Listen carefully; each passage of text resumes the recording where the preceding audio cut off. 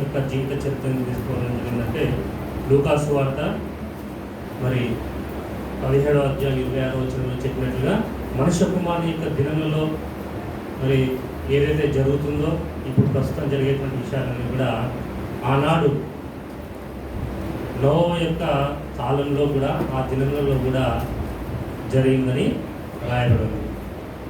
సరే, మరి నోవా తను అలాగే తన కుటుంబము కాపాడబడినారు కదా. మరి కాపాడబడడానికి దేవుడు వాళ్ళలో చూసినటువంటి మంచి మంచి లక్షణాలు ఏంటో ఈ యొక్క మధ్యాహ్న కాలంలో చూద్దాం. అయితే మొట్టమొదటి చూడండి, ఆదికాండము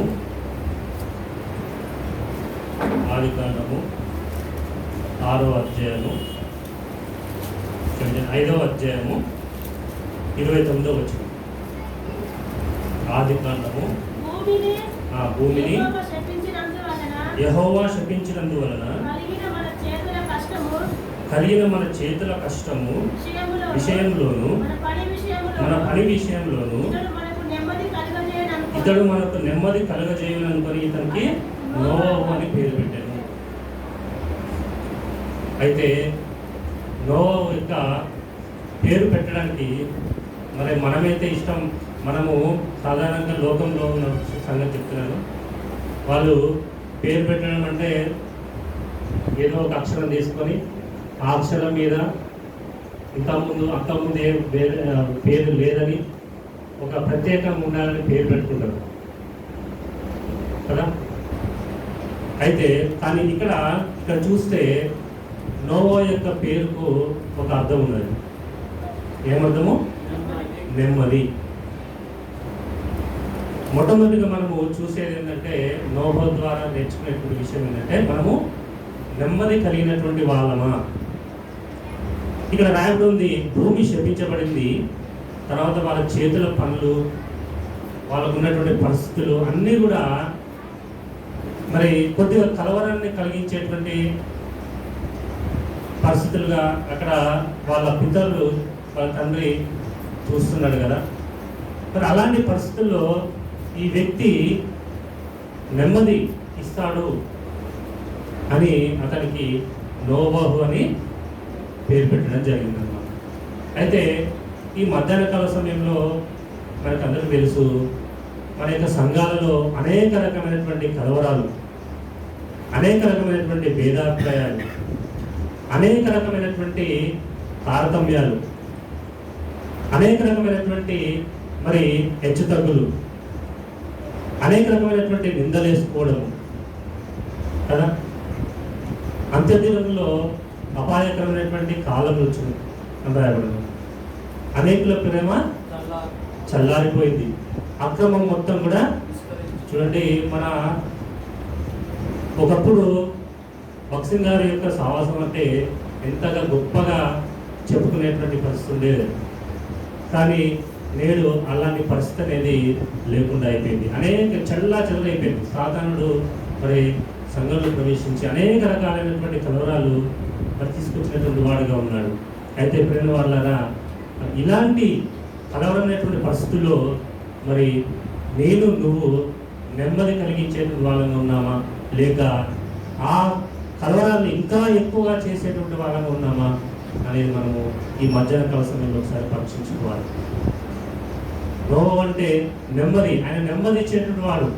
తన పరిసరాల్లో, తన కుటుంబంలో కావచ్చు, తర్వాత తన తరం వాళ్ళు కావచ్చు, మరి ఆయన ఎంతో నెమ్మది ఇచ్చినటువంటి వాడుగా అని చూస్తున్నాము. అసలు ఆయన పేరే నెమ్మది అని రాయబడింది కదా. పరిశుద్ధాత్మ దేవుడు ఊకనే ఆ యొక్క వాక్యాన్ని రాసిపెట్టాడు. అయితే మనుష్య కుమారుని యొక్క దినంలో ఉన్నాం కాబట్టి ఈ 7 దినాల్లో ఖచ్చితంగా అవసరం ఏంటంటే నెమ్మది కలిగించేటువంటి వాళ్ళగా మనము ఉండాలి, కానీ అభ్యంతరాలు పెట్టేటువంటి వాళ్ళగా ఉండకూడదు. ప్రభు హెచ్చరిస్తాడు కదా ఒక దగ్గర, అభ్యంతరాలు రాగమానవు, కానీ ఎవరైతే అభ్యంతరం కలిగేస్తారో వాళ్ళు ఏం చేస్తారట, ఎట్లా శ్రమ, అంతేకాదు వాళ్ళని తిరగరాయి పెట్టి కట్టి సముద్రంలో లోతు నీళ్ళలో పడేసేటువంటి అట్లా అంత తీవ్రంగా హెచ్చరిస్తాడు ప్రభు మన ప్రభు. కాబట్టి మనము నెమ్మది కలిగించే మనం ఉండాలి, మన కుటుంబంలో నెమ్మది కలిగించడం మనం ఉండాలి. మన కుటుంబంలో గొడవ జరుగుతున్నాయా, ఇబ్బందులు ఉన్నాయా, అది నిరుపరాలతో సమాధానం లేదా? అయితే మన దేవుడు సమాధానకర్త. అంతేకాదు మనము నెమ్మది ఇచ్చేటువంటి వాళ్ళగా ఉండాలి. మన సంఘంలో కావచ్చు, ఇరుపూర్వాలు కావచ్చు, మనం పనిచేసే స్థలాల్లో కావచ్చు, సార్వత్రిక సంఘమందులు కావచ్చు, మన పరిధిలో ఏదైతే కలవరం కలిగించే పరిస్థితులు వస్తున్నాయో అది వెంబడి గ్రహించి మెలుకోగలిగి మనం ఏం చేయాలంటే నెమ్మది ఇచ్చేటువంటి వాళ్ళగా ఉండాలి. మొట్టమొదటిగా నోవహు యొక్క మరి జీవితం ద్వారా మనం నేర్చుకునేది ఏంటంటే నెమ్మది ఇచ్చేటువంటి వాళ్ళగా ఉండాలి. తర్వాత చూద్దాము అదే అధ్యాయం చూడండి, ఆదికాండము 6వ అధ్యాయం. ఆదికాండము 6వ అధ్యాయము 8వ వచనము. అయితే నోవహు యెహోవా దృష్టి యందు కృప పొందినవాడాయను. నోవహు యొక్క జీవితంలో మనం రెండోదిగా చూసేది ఏంటంటే దేవుని దృష్టి యందు ఆయన కృప పొందినటువంటి వాడుగా ఉన్నాడు కదా. మనము కృపాకాలంలో జీవిస్తున్నాం కానీ దేవుని యొక్క కృపని మనము అన్వయించుకోలేకపోతున్నాం. అంటే దేవుని యొక్క కృపను మనము పొందుకోలేకపోతున్నాం. ఈయన కృప పొందినవాడుగా రాయబడింది. మన చూడండి, దేవుని యొక్క కృప మొదటి నుంచి చూస్తే కృప అనేది పొడిగించబడుతూ ఉంటుంది. అందరూ అంతటా మారుమనసు పొందాలని దేవుని యొక్క ఉద్దేశం కదా.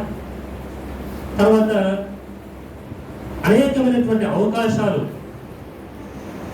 మన జీవితాల్లో, మన యొక్క ఆత్మీయ జీవితంలో దేవుడు మనకు అనుగ్రహించేవాడుగా ఉన్నాడు. అది ఏంటంటే మనకు ఒక దేవుని యొక్క కృప. ఆయన కృప లేకపోతే చూడండి, ఇశ్రాయేలు ప్రజల యొక్క కాలంలో ఎట్లా ఉందంటే ఖచ్చితమైనటువంటి ఆజ్ఞలు, కంటికి కన్ను కంటికి పన్ను, అలాంటి ఖచ్చితమైనటువంటి మరి ఆజ్ఞలు ఉన్నటువంటి కాలం. విశ్రాంతి దినం పరిశుద్ధంగా ఆచరించాలి, లేకపోతే రాళ్ళతో కొట్టబడి చంపబడాలి కదా. ఇట్లా చూస్తూ వస్తే మరి వాళ్ళు జీవించినటువంటి కాలం ఎంతో ఏమంటారంటే ఒక కండిషనల్గా, ఒక ఖచ్చితమైనటువంటి ఒక ఆజ్ఞలను పాటించేటువంటి అలాంటి సమయంలో వాళ్ళు ఇష్టాన్ని ప్రజలు ఉన్నారు. కానీ మనం వాళ్ళగా ఈ మనుష్య కుమారు యొక్క దినముల్లో మనం ఎలాంటి కాలంలో జీవిస్తున్నామంటే కృపకాలంలో జీవిస్తున్నాం అన్నమాట. మనకు మరి దేవుని యొక్క కృప అపరిమితంగా విస్తరింపజేయబడుతుంది. కృప అనేది మన ఇళ్ళ ఎంతో విస్తరించబడుతుంది కదా. దేవుని యొక్క కృపకు బెస్ట్ ఎగ్జాంపుల్ చెప్పాలంటే చూడండి, ఆదాము అవ్వ పండు తినే దినంన ఏమైందారు నిశ్చయంగా వస్తారని చెప్పారు. కానీ తినగానే వెంటనే చనిపోయారా కదా. ఆ యొక్క శారీరకమైనటువంటి ఆ శరీరం అనేది మరణించలేదు. ఇంకా దేవుని యొక్క కృప మరి అసలు ఆదాము వాళ్ళు సృష్టించినటువంటి ఉద్దేశం ఏంటంటే యుగయుగములు ఏలాలని ఈ భూమి మీద మొత్తం అంతా కూడా తన యొక్క ఆదిలో ఉంచుకోవాలని దేవుని యొక్క సంకల్పం. కానీ ఆ యొక్క వద్దన్నటువంటి ఆ పండు తినడం ద్వారా ఏమైపోయిందంటే మరణం అనేది ప్రవేశించింది. ఆ మరణం కూడా ఎలా వచ్చిందంటే చిన్నగా మొట్టమొదట 969 సంవత్సరాలు బతికేది మనుషులు కదా. ఎవరు మెతుషేల అనేటువంటి ఒక భక్తుడు మ్యాక్సిమం ఎన్ని సంవత్సరాలు అంటే దాదాపుగా 1000 సంవత్సరాలు ఉన్నటువంటి ఆయుష్కాలం కదా. మరి అంత వరకు కూడా అలాంటి ఏజ్ వరకు కూడా దేవుడు తన యొక్క కృపను పొడిగించినటువంటి వాడుగా ఉన్నాడు. అది బెస్ట్ ఎగ్జాంపుల్ అన్నమాట.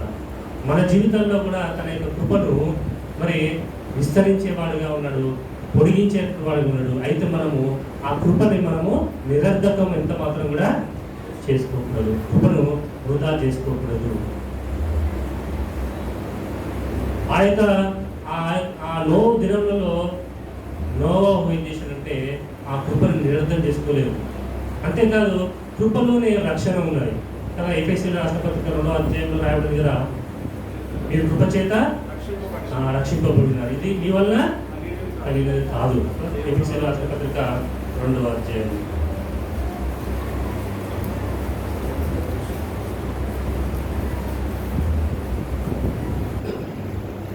8వ వచనం, మీరు విశ్వాసం ద్వారా కృప చేతనే కదా మనకు రక్షణ కలిగింది. అది ఎవరిదంటే మన వల్ల కలిగింది కాదు, అది దేవుని యొక్క వరమే. అంతేకాదు కృపలో సమస్తం ఉన్నది కదా, మనము జీవిస్తున్నామంటే ఆయన యొక్క కృపనే.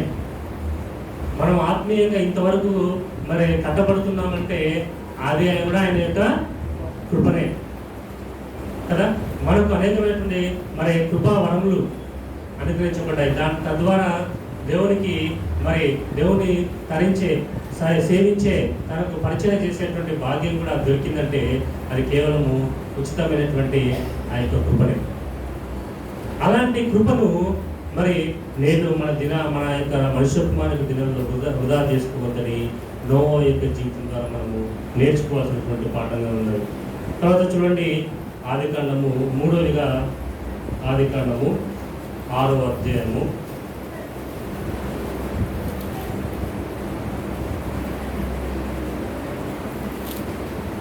9వ వచనం. నోవాహు వంశావళి ఇదే. నోవాహు ఎలాంటి వాడట? నీతిపరుడు. చాలు, నీతిపరుడు అండి మన నోవా. ఎలాంటి వాడు? నీతిపరుడు. నీతిపరుడు అంటే మనకు వాక్యం ద్వారా మనకు ఆయా సందర్భాలు మనకు తెలుసు. మరి అబ్రాహాము దేవుని నమ్మెను, నీతిగా ఎంచబడింది కదా. అంతేకాదు రోమిల రాసిన పత్రిక 10వ అధ్యాయంలో రాయబడ్డది, నీతి కలిగినట్లు. చూడండి, మన హృదయంలో అంటే ఏం చేస్తామంట? విశ్వాసం కలుగుతుందంట. రోమిల రాసిన పత్రిక 10వ అధ్యాయము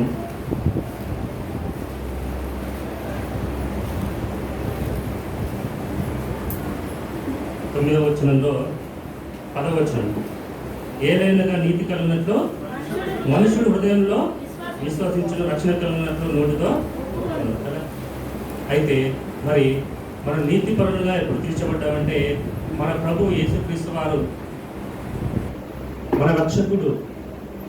మన కొరకే, మన పాపంలో కొరకే, మన చేతులతో చేసే పాపం నిమిత్తమే ఆయన చేతులకు మేకులు కొట్టబడ్డాయి.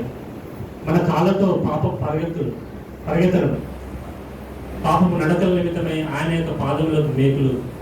మన శరీరంతో చేసే పాపల నిమిత్తమై ఆయన శరీరానికి కొరడ దెబ్బలు. మన తలతో చూపుల ద్వారా, వినికిడి ద్వారా, మాటల ద్వారా చేసేటువంటి పాపల నిమిత్తమై ఆయన యొక్క తలకు ముళ్ళ కిరీటం.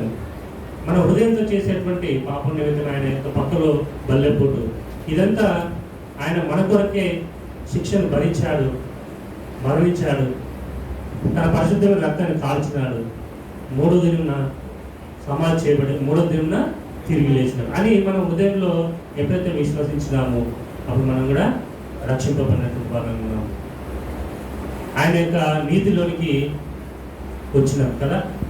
అందుకే 2 కొరింథీ 5:21 ఉంటుంది. 5:20 2 కొరింథీ 5:21 ఒక మాట ఉంటుంది. ఎందుకనగా చూడండి, మనుషుల నీతి మాత్రం ఎట్లాంటిదంటే మురికి పేలినలాంటిగా ఉన్నది, కానీ దేవుని నీతి ఎట్లాంటిదంటే మరి ఆయన దేవుని నీతిలోకి రావడానికి ఏం చేశాడంట? పాపం ఎరిగిన ఆయన చూడండి మన కోసము పాపంగా చేపట్టాడు. వల్ల ఇంకా ఈ మధ్యాహ్న కాలంలో ఇంకా ఎవరైనా ఆయన యొక్క నీతిలోనికి రాలేదా, నీతిమంతులుగా ఎంచబడలేదా? అయితే మధ్యాహ్న కాల సమయంలో తీర్మానం చేసుకోండి. ఆయన మన రక్షకుడు. మన పాపాల కోసమే, మన శిక్ష భరించడం కోసమే ఆయన పాపంగా చేయబడి, ఆయన విరగొట్టబడి నలగొట్టబడి మన ఎదుట మరి ఆ యొక్క పరిశుద్ధమైనటువంటి బల్ల రూపంలో ఇక్కడ సమకూర్చబడ్డాడు. అయితే మనందరం కూడా సరి చేసుకొని ఆయన నీతిమంతులలోనికి వచ్చి మరి ఆ యొక్క బలలో వేయాలని మధ్యాహ్న కాల సమయంలో క్రీస్తు పేరిట మిమ్మల్ని మనవి చేస్తున్నాం. అయితే నోవాహు నీతిమంతుడుగా తీర్చబడ్డాడు. చూడండి, నమ్మినాడు. ఆయన మనమంటే ఇప్పుడు యేసు ప్రభు మన రక్షకుడు, ఆయన మన కోసమే ప్రాణం త్యాగం చేశాడని నమ్మినాం కదా. అంటే మన ఎదుట ఒక కార్యం జరిగింది. మరి నోవా యొక్క జీవితంలో ఎలాంటి కార్యం, ఆయన నమ్మడానికి ఏం కారణం జరిగింది అంటే అప్పుడు చెప్పినాడు దేవుడు, అయ్యా ఈ భూలోకం అంతా కూడా మొత్తం చెడిపోయింది, బలతనాలతో నిండిపోయింది, ఎక్కడ చూసినా కానీ పాపులే ఉన్నారు, ఈ భూమి మొత్తం కూడా నాశనం చేస్తాను, జలప్రలయంతో వర్షం వచ్చి మొత్తం కూడా మరి భూమంతా ముంచేస్తాను జలంతో. అయితే నువ్వు ఒక ఓడను సిద్ధం చేసుకొని నువ్వేం చేయాలంటే అందులోనికి ప్రవేశించాలని చెప్పాడు. చెప్పినప్పుడు మరి ఆయన ఏ మాత్రం కండిషన్ లేకుండా ఏం చేశాడంటే ఆయన నమ్మినాడు కదా. నమ్మడమే కాదు, ఆయన తన ఆ ఓడని సిద్ధపరిచినాడు కదా. అందుకనే ఒక దగ్గర రాయబడింది, విశ్వాసం బట్టి. ఎబ్రేలు రాష్ట్ర పత్రిక 11వ అధ్యాయం ఉంటుంది. ఎబ్రేలు రాష్ట్ర పత్రిక 11వ అధ్యాయంలో నోవా గురించినటువంటి విషయము రాయబడింది. నోవా ఏం చేశాడట? 7వ వచనం, విశ్వాసమును బట్టి. ఎబ్రేలు రాష్ట్ర పత్రిక 11వ అధ్యాయము 7వ వచనం, విశ్వాసమును బట్టి నోవాహు అది వరకు చూడని సంగతులను గురించి దేవుని చేత హెచ్చరింపబడి భయభక్తులు గల వాడై కదా. విశ్వాసం బట్టి ఏం చేశాడట? అది వరకు చూడని సంగతుల గురించి నమ్మాడట. అంతకుముందు ఆ జలప్రలయం వస్తుందని చెప్పి మరి ఎక్కడా కూడా జరగలేదు. ఆయన వినికిల్లో కావచ్చు, ఆయన చరిత్రలో, ఆయన మరి తాత ముత్తాతల నుంచి కూడా. కానీ అలాంటి విషయం జరుగుతుంది అని చెప్పినప్పుడు ఆయన ఏం చేశాడంటే నమ్మినాడు, విశ్వాసాన్ని ఉంచినాడు అనమాట. తద్వారా ఏమైందంటే ఆయన నీతిపరుడుగా మారినాడు, నీతిపరుడిగా ఎంచబడినాడు కదా. మన యొక్క దినాల్లో కూడా మరి రెండో రాత్రి వస్తుందంటే మనం కూడా నమ్మాలి కదా. ఆ రెండో రాత్రిలో సంగతులు జరుగుతుందంటే మరి అనేక మంది ఆ ప్రభు యొక్క రెండో రాత్రంటే నమ్మకం ఉండదు, తర్వాత సిద్ధపాటు ఉండదు. అట్లనే మనము జీవిస్తుంటాం. కానీ ప్రేమ వాళ్ళగా మరి అది నిశ్చయం, బైబిల్లో రాయబడినటువంటి వాక్యం మీద కూడా నిరర్ధకం కాదు. కాబట్టి ఆయన రాకడ అనేది తథ్యం కాబట్టి అందులో మనం ఉండాలి. కాబట్టి మరి మనం కూడా ఆ నీతి మొత్తంలోనికి ఉండాలని ప్రభు మరి కోరుతూ ఉన్నాడు. ఇది నోవా యొక్క జీవితంలో మనము నేర్చుకోవాల్సినటువంటి 3వ ఆత్మీయ పాఠం. మొట్టమొదటి నెమ్మది కలిగించినటువంటి వాడు, తర్వాత రెండోది కృప పొందుకున్నటువంటి వాడు. కృపలో జీవించడం కాదు కానీ, ఎంత మాత్రమే కాదు కానీ, కృపను పొందుకొని తన యొక్క ఆత్మీయ జీవితాన్ని కట్టుకున్నటువంటి వాడుగా ఉన్నాడు. తర్వాత మూడవదిగా నీతిపరుడుగా ఎంచబడినటువంటి వాడుగా ఉన్నాడు. తర్వాత చూడండి, ఆదికాండము 6వ అధ్యాయము 9వ వచనం.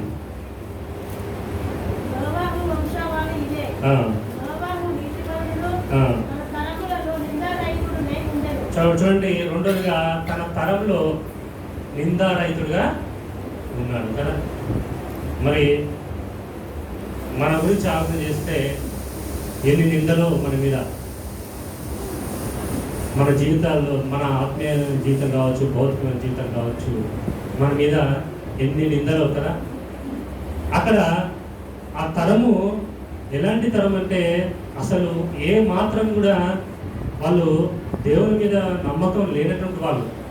ప్రపంచమంతా ఒకటి, నోవా కుటుంబము ఒకవైపు. ఒక్కసారి ఆలోచన చేయండి, అలాంటి పరిస్థితి వస్తే అక్కడ ఊరంతా ఒక దిక్కు, మన కుటుంబం ఒక దిక్కు అంటే ఎట్లుంటుంది పరిస్థితి? మనం నెగలగలమా వాళ్ళ మధ్యలో కదా? అట్లాంటిది ప్రపంచంలో ఉన్నటువంటి అందరూ ఒక రోజుగా 2 రోజుగా వాళ్ళు నెలిగేది వాళ్ళ మధ్యలో మనుగడ సాగించింది 1 నెల 2 నెలల కాదు. దాదాపుగా చరిత్రకారులు చెప్పినటువంటి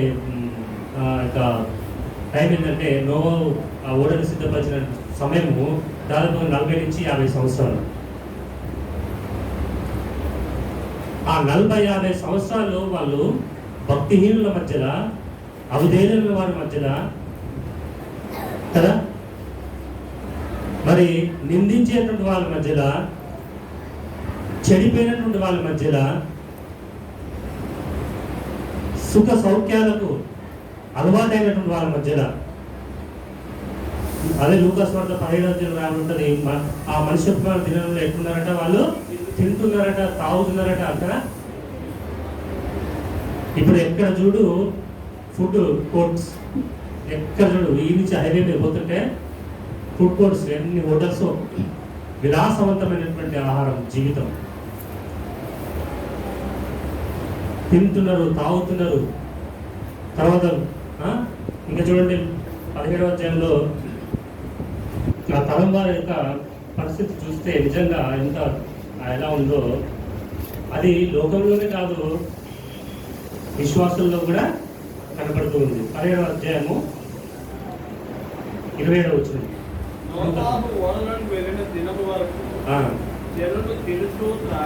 తింటున్నారు, తాగుతున్నారు కదా, తెల్లారచు పెళ్లి తీయబడుచు అంటే సౌఖ్యము సుఖం.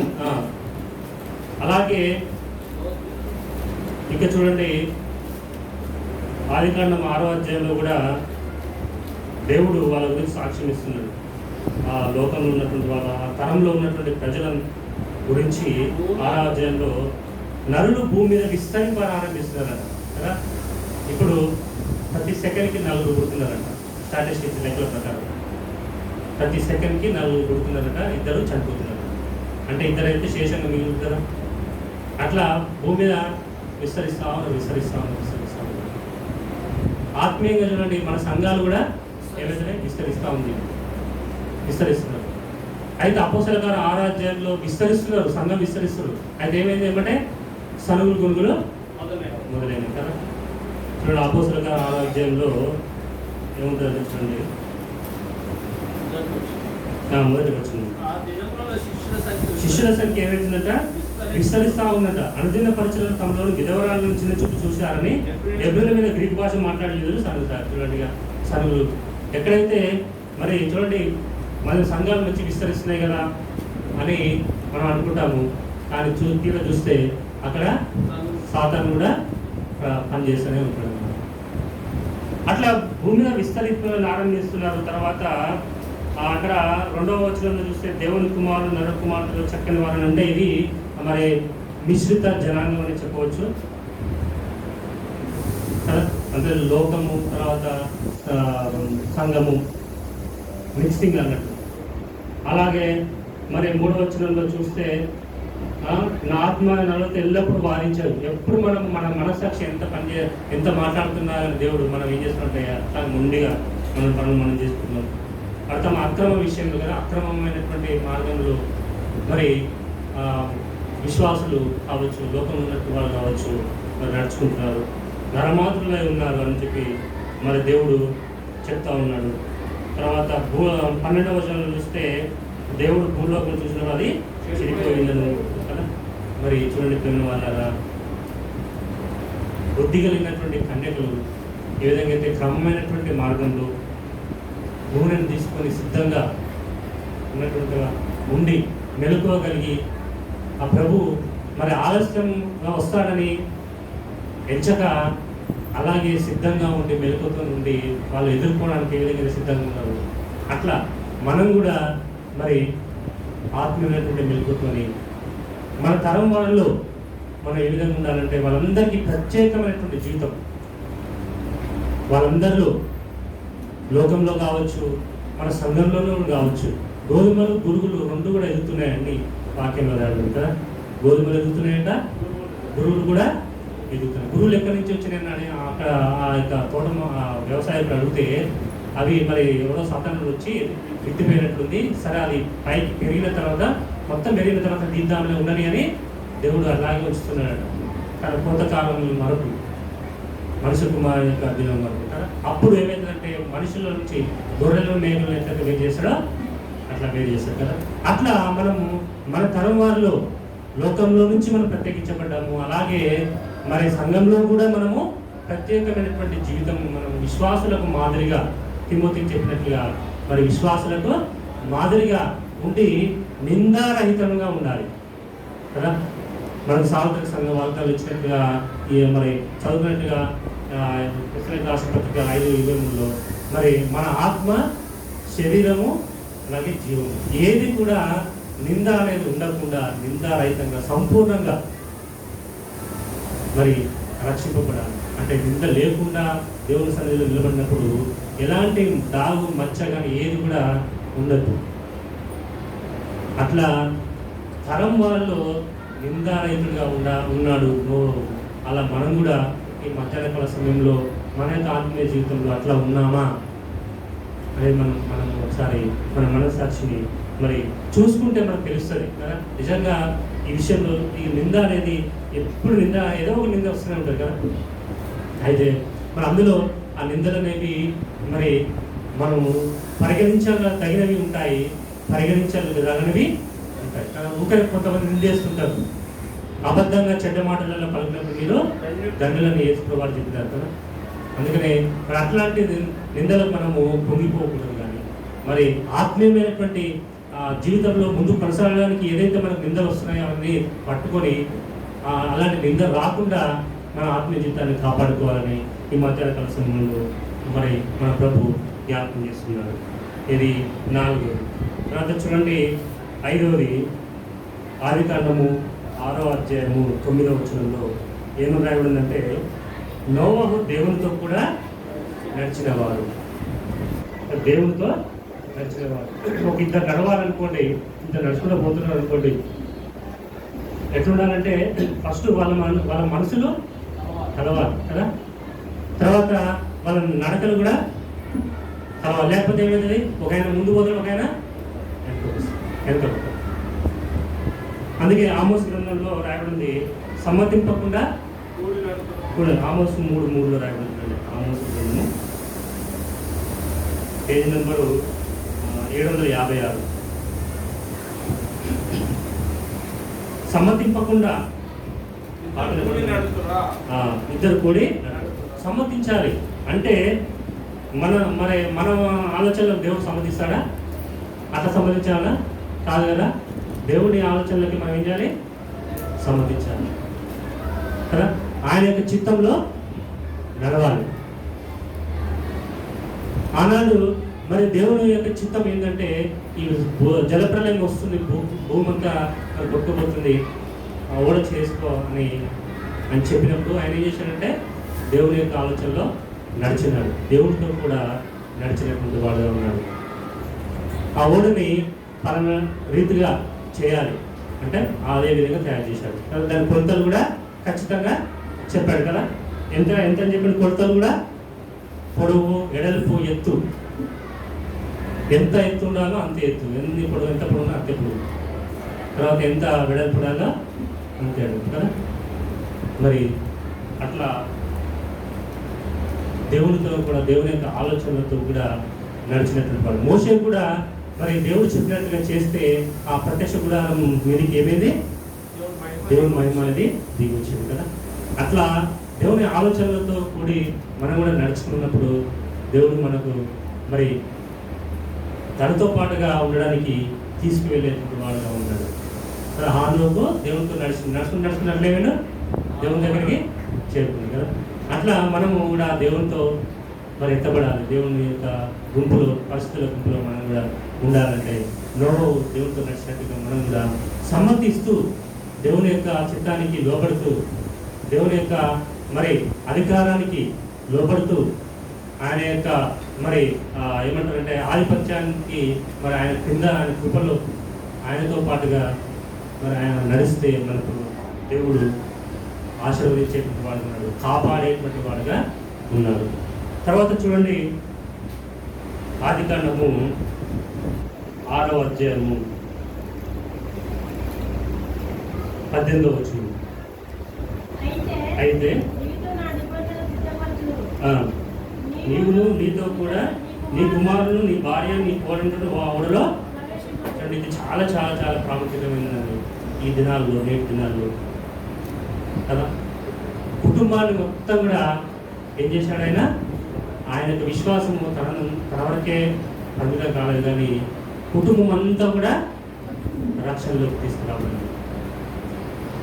ఇప్పుడు నేటి దినాలు ఎట్లుందంటే, ఒక కుటుంబంలో ఇద్దరు కుమారులు ఉన్నారంటే వాళ్ళిద్దరికీ పడతలేదు కదా. తర్వాత కోడళ్ళ మధ్య సమాధానం ఉండదు, అత్త కోడళ్ళ మధ్య సమాధానం ఉండదు, తర్వాత తండ్రి కొడుకుల మధ్య సమాధానం ఉండదు, కొడుకుల మధ్యనే సమాధానం ఉండదు, అన్నదమ్ముల మధ్య. నిజంగా ఆనాడు అలాంటి భక్తిహీనమైనటువంటి కాలంలో మరి నోవహు వాళ్ళ కుటుంబాన్ని ఎట్లా ఒక తాటిని మీదకి, ఒక ఏకత్వంలోకి తీసుకొచ్చాడు. అది నిజంగా చూస్తే ఎంత ఆశ్చర్యము కదా. సాధారణంగా ఎట్లుంటారంటే లోకము ఉన్నటువంటి ఆశల మీదకి పిల్లలు ఊకనే మరల్చబడుతుంటారు, లోకంలో ఆకర్షించబడుతుంటారు. కానీ వాళ్ళని ఎంత కాపాడినాడో నోవహు. వాళ్ళ అంతేకాదు, వాళ్ళ కొడుకులు అంటే వాళ్ళు చెప్పిన మాట విన్నారు, వాళ్ళ కోడలు కూడా మాట విన్నారంటే ఎంత గొప్ప కదా, ఎంత గొప్ప సంగతి కదా. 8 మంది 100%, 100కు 100% ఆ కుటుంబం ఒక్కరిని కూడా వాడిని విడిచిపెట్టవాళ్ళు. ఆ 100కు 100% అందరూ కూడా ఆ యొక్క ఓడలో ప్రవేశించున్నారు. ఎంత మరి అంతేకాదు, అక్కడ ఉన్నటువంటి వాళ్ళందరి మధ్యలో కూడా వాళ్ళు మరి ప్రత్యేకంగా జయమైనటువంటి జీవితం కూడా జీవించినారు కదా. ఆ ఇంటి వారి రక్షణ కొరకు తన ఆ ఓడను సిద్ధపరచడానికి ఎంత మరి గొప్ప సంగతి. అది మనకు ఒక ఏమంటారంటే ఒక తీవ్రమైనటువంటి హెచ్చరిక. ఒక దగ్గర రాయబడి చూడండి, ఎవరైనా తన స్వకీయులని ఉంటుంది చూడండి, సంరక్షించకపోయిన ఒక తీవ్రమైన హెచ్చరిక దేవుడు చేసేటువంటి వాడు ఉన్నాడు. 1 తిమోతి 5వ అధ్యాయము 8వ వచనము. 1 తిమోతి 5వ అధ్యాయము 8వ వచనము. ఎవడైనను స్వకీయులను విశేషంగా తన ఇంటి వారిని సంరక్షింపకపోయిన ఎడల విశ్వాస త్యాగం చేసిన వాడే అవిశ్వాసం కంటే చెడ్డవాడు. ఎంత తీవ్రమైన హెచ్చరిక చూడండి కదా. ఇది మనము తీవ్రంగా తీసుకోవాలి. దీని విషయమే మనము మరి గమనిక కలిగి ఉండాలి. మధ్యాహ్నకాల సమయంలో మనం పరిశీలిస్తే మన కుటుంబం అంతా కూడా దేవుని సన్నిధిలో మరి ఆ విధంగా రక్షణ పొందుతుందా, కాపాడబడుతుందా, దేవుని కృపణ దినంన కాపాడబడుతుందా, దేవుని మరి ఎత్తబడినటువంటి కృపణ మన కుటుంబం అంతా ఉంటుందా అనేది మనము మరి ఈ మధ్యాహ్నకాల సమయంలో పరీక్షించినటువంటి వాళ్ళకు ఉండాలి. ఇప్పుడు ఇంటి వారందరితో కూడా రక్షణ పొందినారు, అందరూ కూడా అందులోకి వెళ్ళినారు, అందరూ లోబడినారు. ఇదేంటి ఇట్లా ఇప్పుడు ఎట్లుంటుందంటే, నువ్వు ముసలాయనవు, నువ్వు ఏం తెలుసు అని హేళన చేసేటువంటి వాళ్ళు ఉంటారు సాధారణంగా పిల్లలు కదా. ఇప్పుడు ఇట్లా ట్రెండ్ ఇట్లా నడుస్తుంది అనేటువంటి వాళ్ళు ఉంటారు. మనం మారినా కానీ మన ప్రభు మాత్రం మారడు, కానీ మనమైతే మారుతుంటాం, తరాలు పోతున్నారు. అయితే నోవా కుటుంబం అయితే మరి సంపూర్తిగా రక్షింపబడి ఆ ఓడలో ప్రవేశపెట్టబడ్డారు. తర్వాత చూడండి, నోవా యొక్క జీవితంలో ఇంకేం చేసిన 1 పేతురు 2వ అధ్యాయం 5వ వచనం. 1 పేతురు 2వ అధ్యాయము 5వ వచనం.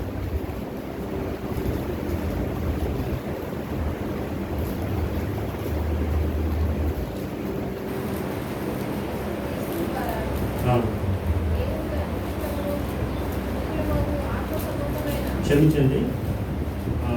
మరియు ఆయన పూర్వకాలమందున లోకమును విడిచిపెట్టక భక్తిహీనుల సమూహం వీరికి జలప్రలయం రక్షించినప్పుడు నీతిని ప్రకటించిన నోవాహును మరి 7 కాపాడు. 2వ పేతురు 2:5. 2వ పేతురు 2వ అధ్యాయము 5వ వచనం. నీతిని ప్రకటించిన నోవాహుని మనం ధ్యానం చేస్తాం. ఇదేంటండి?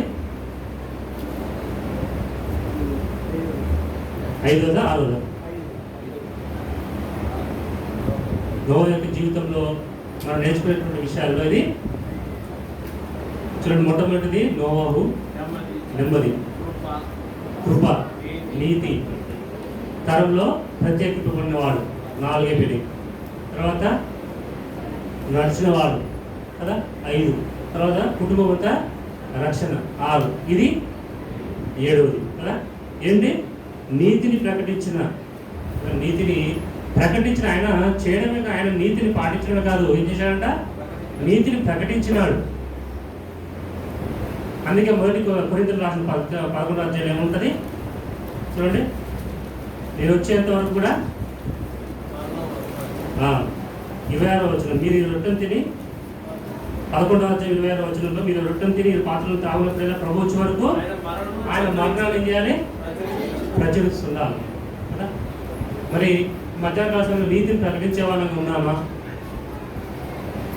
ఓన్లీ బహిరంగంగా మైక్ పట్టుకొని బజార్లో తిరిగి చెప్తేనే ప్రకటించినట్టు కాదు, కానీ మన సాక్ష్య జీవితం ద్వారా కావచ్చు, వ్యక్తిగతంగా సంభాషణ ద్వారా కావచ్చు కదా, మన ప్రవర్తన ద్వారా కావచ్చు, మరి మనము నీతిని ప్రకటించినటువంటి వాళ్ళంగా ఉన్నామా?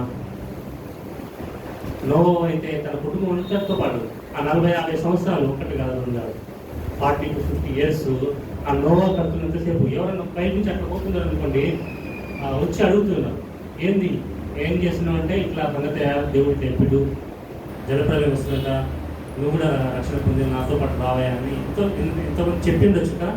అట్లా వాళ్ళు చెప్పినారు. తర్వాత వాళ్ళ కుటుంబం అంతా కూడా ప్రకటించినారు. నోవా కుటుంబం అంతా కూడా నీతిని ప్రకటించినటువంటి వాళ్ళు ఉన్నారు. అయితే మన కుటుంబం కూడా మనము వ్యక్తిగతంగా దేవుని యొక్క స్వార్థని ప్రకటించేటువంటి వాళ్ళంగా ఉండాలి. అయితే ఆ ప్రకటించిన తర్వాత మళ్ళా నోవాతో ఏమన్నాడంటే, ఈ తరం వాళ్ళలో నీవే నీతి పరుడుగా కనబడుతున్నావయ్యా అన్నాడు. ఆదికాండం 6వ అధ్యాయంలో. అంటే మరి ప్రకటిస్తానే నీతి అని ఉన్నదేమో బహుశా దేవుని దృష్టిలో. నీతిని ప్రకటిస్తేనే ఆయన నీతిపరుడుగా ఎంచబడినాడేమో. అందుకే రెండోసారి మళ్ళా అంటాడు ఆదికాండం 6వ అధ్యాయంలో. నిజంగా మరి ఆ విధంగా నీతిని ప్రకటించేటువంటి వాళ్ళంగా మనం ఉన్నామా అనేది మధ్యాహ్న కాల సమయంలో మనం పరీక్షించుకోవాలి. తర్వాత చూడండి, ఇంకా అనేకమైనటువంటి విషయాలు ఉన్నాయి. ఇంకొక 2 చెప్పుకొని మనము ముగించుకున్నాం. ఆదికాండము 6వ అధ్యాయము, ఆదికాండము 6వ అధ్యాయము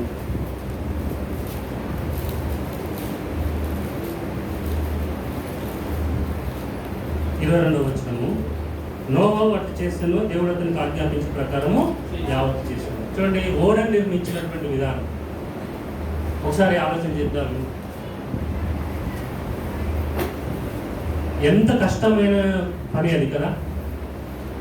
ఆ ఓడని సిద్ధపరచడం అనేది ఎంత కష్టమైనటువంటి పని. దాని యొక్క చూడండి, దాని ఏమన్నాడంటే 300 పొడుగు, 300 మూరల పొడుగు, 50 మూరల వెడల్పు, 30 మూరల ఎత్తు కదా. అంత పెద్ద ఓడను తయారు చేయడం అనేది మామూలు సంగతి కాదు. ఎంత కష్టపడ్డాడో ఆ రక్షణ ఓడను మరి ఆ సిద్ధపరచడం కోసము ఎంత కష్టం పడ్డాడో ఆయన కుటుంబం. అటు బయట ప్రజలు చూస్తున్నామో హేళన చేసే వాళ్ళుగా ఉన్నారు. ఎవరైనా వచ్చి సాయం చేసినారో అది మనకు తెలియదు. కానీ ఎందుకంటే ఆ యొక్క దేవుడి యొక్క సాక్ష్య ప్రకారం చూస్తే అందరూ చెరిపోయినటువంటి వాళ్ళు, బలాత్కారంతో నిండిన వాళ్ళు అంటే మరి బహుశా వీళ్ళు ఏమైనా తయారు చేస్తుంటే పోయి ఏమైనా దాన్ని కూలగొట్టిందో ఏమో కదా. పడుతుంటే ఏం చేస్తావు అని చెప్పి ఒక్కోసారి మన పరిస్థితి అట్లే ఉంటుంది కదా. భలే ఆత్మీయులు లేవా నువ్వు అని చెప్పి మనల్ని మరి ఆ తప్పుదారిలో పోవడానికి మనం ప్రేరేపిస్తుంటారు జనాలు, ప్రజలు. ఎంత కష్టపడ్డాడో చూడండి. అంతేకాదు, జంతువులన్నీ కూడా వచ్చినప్పుడు వాటికి ఆహారం ఒక రోజా 2 రోజా ఎన్ని రోజులు ఆ యొక్క ఓడలో ఉన్నారు చెప్పగలుగుతారు? నోవా కట్టినటువంటి ఓడలో ఆ జంతువులు కావచ్చు, నోవా కుటుంబం కావచ్చు, ఎన్ని రోజులు ఉన్నారు?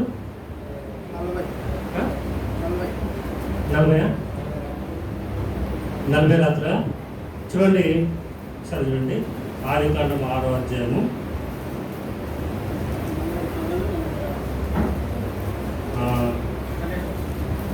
7వ అధ్యాయం 10వ వచనం. 7 దినములైన తరువాత ఆ ప్రవాహ జలములు భూమి మీదకి వచ్చెను. చూడండి, 7 దినాల తర్వాత వచ్చిందంట. ఆ 7 దినాల తర్వాత ఏమైందంట? 11వ వచనం చూడండి. నోవా వయసు యొక్క 600 సంవత్సరము 2వ నెల. చూడండి, ఆయన ఏజ్ చెప్తున్నాడు ఇక్కడ. 600 సంవత్సరం అంటే ఆయనది. ఆయనకి ఏజ్ 600 సంవత్సరాలు నిండి 2వ నెల 17వ దినం. అంటే ఆల్రెడీ అప్పటికి ఆ యొక్క జల ప్రవాహంలో వచ్చినటువంటి ఆ రోజు ఎప్పుడంటే 2వ నెల 17వ దినం అన్నమాట. 600 సంవత్సరము 2వ నెల 17వ దినం. అయితే అంతకుముందు 7 దినముల కంటే ముందే అందులో ప్రవేశించాలని రాయబడింది కదా. 7 దినములైన తర్వాత అంటే 7 దినముల కంటే ముందే ఆ ఓడలోనికి అన్నిటిని తీసుకుపోయి పెట్టాడనమాట లోపల దేవుడు. జంతువులన్నీ వచ్చేసినాయి, కుటుంబంతో వచ్చేసింది, ఆహారంతో సమకూర్చబడింది, అన్ని సిద్ధం చేసి ఇంకా ఎవరైనా వస్తారా అని చెప్పి 7 దినాలు వెయిట్ చేసినట్టు దేవుడు. ఓకేనా? అంటే 600 సంవత్సరము 2వ నెల 17వ దినం. అలాగే చూడండి, మళ్ళా ఎప్పుడు వాళ్ళు బయటకు వచ్చారు చూడండి. ఆదికాండం 8వ అధ్యాయము 13-14 అవుతుంది. మరియు 601వ సంవత్సరము మొదటి నెల తొలి దినమున నీళ్లు భూమి మీద ఇంకిపోయాయని చూసిండు. అప్పటికి బయటకు రాలేదు.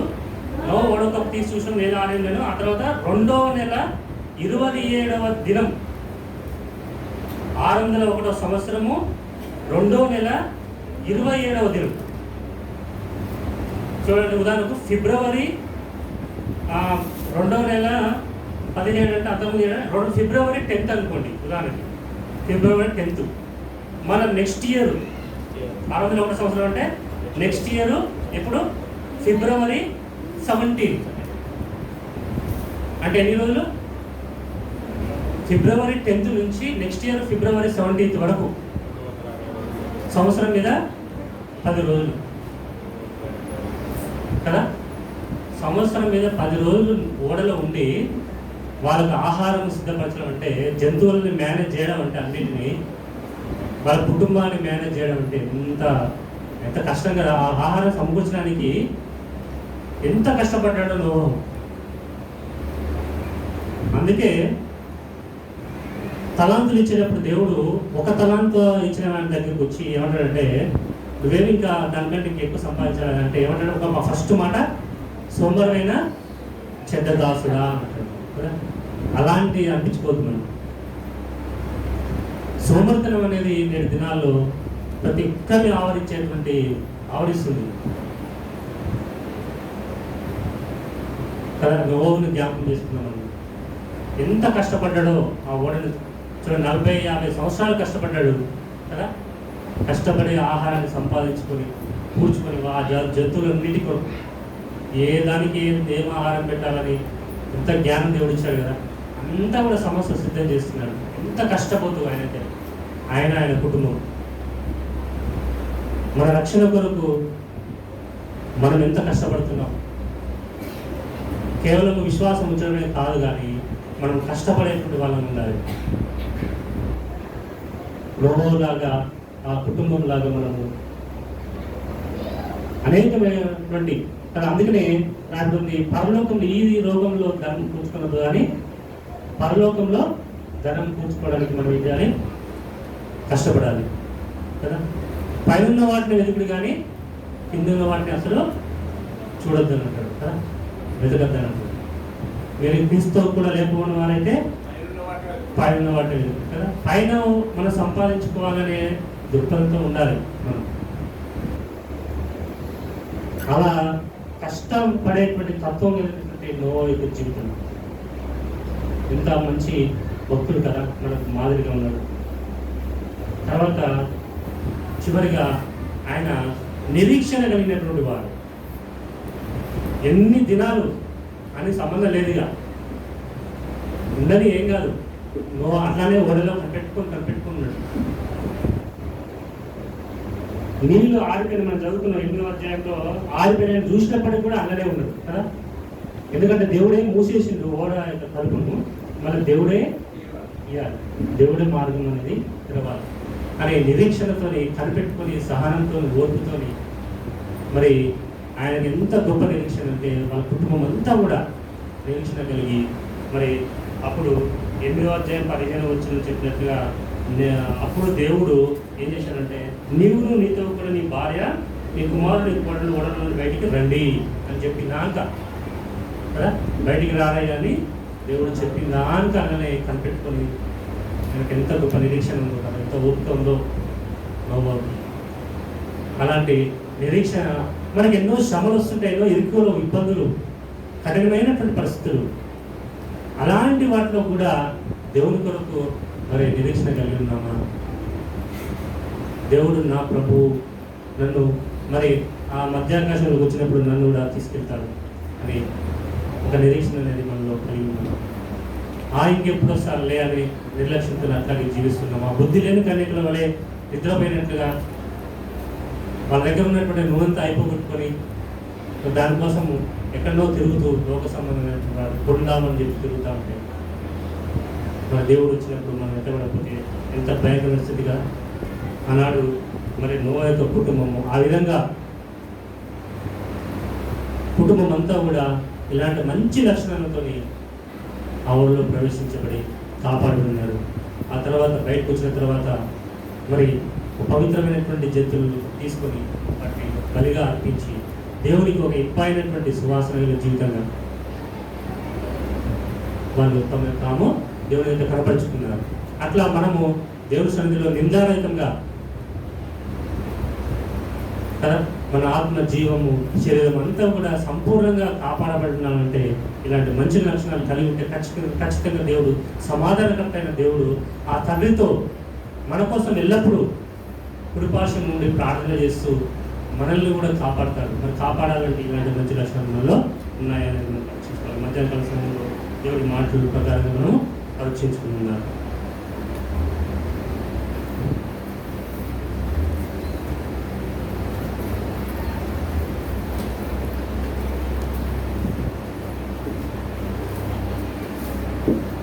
మోకరించండి. మౌనంగా పరీక్షించుకొని యోగ్యంగా వాళ్ళలో పాల్గొంటాం.